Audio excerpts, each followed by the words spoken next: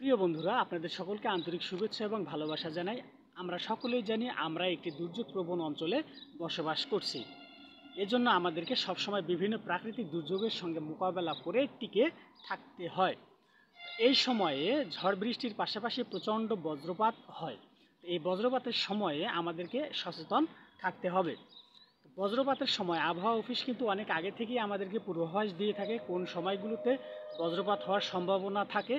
তো পূর্বাভাস যখন আমরা পাবো তখনই আমাদেরকে সচেতন হতে হবে। আমাদের বসতবাড়ি, দোকান, খামার, আমাদের কলকারখানা, বিভিন্ন অফিস আদালতের বৈদ্যুতিক সুইচগুলো বন্ধ করে রাখতে হবে। বজ্রপাতের সময় সংযোগ থাকা অবস্থায় কখনোই বিদ্যুতের সংযোগে হাত দেওয়া যাবে না।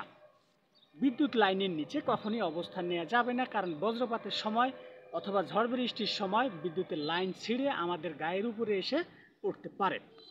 বড় কোনো গাছ কিংবা যে কোনো গাছ এর নিচে আশ্রয় নেওয়া যাবে না, কারণ হচ্ছে গাছ বিদ্যুৎ পরিবাহী।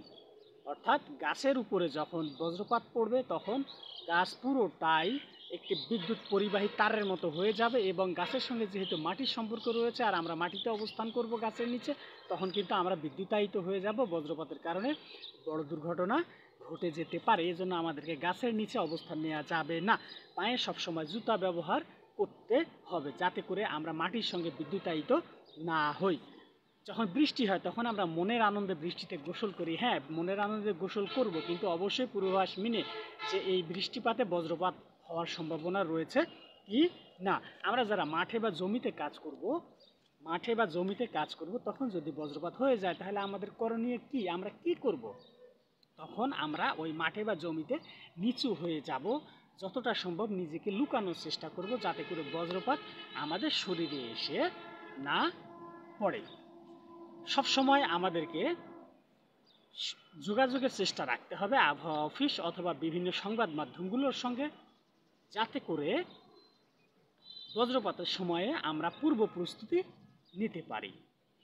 সর্বোপরি আমাদেরকে যথেষ্ট সচেতন হতে হবে, অবহেলা করা যাবে না, কারণ দুর্ঘটনা ঘটে গেলে করার কিছু থাকবে না। সব সময় মনে রাখতে হবে সময়ের চেয়ে জীবনের মূল্যটা অনেক বেশি। তো বন্ধুরা, নিজে সচেতন হব, পরিবারকে সচেতন করাবো, আত্মীয় স্বজন, বন্ধুবান্ধব সবাইকে সচেতন করাবো। বিশেষ করে এই সময় ছোট ছেলেমেয়েরা কিন্তু বজ্রপাতের সময় বা বৃষ্টির সময় মনের আনন্দে বাইরে যায়, তাদেরকে এই জায়গা থেকে ফিরিয়ে আনতে হবে। তো আপনাদের সকলকে আবারও আন্তরিক ধন্যবাদ জানাই। বজ্রপাতের সময় আমরা অবশ্যই নিজেদেরকে সচেতন রাখবো। আমরা সবাই মিলে সুন্দরভাবে বেঁচে থাকবো, টিকে থাকবো। আপনারা সকলেই ভালো থাকবেন।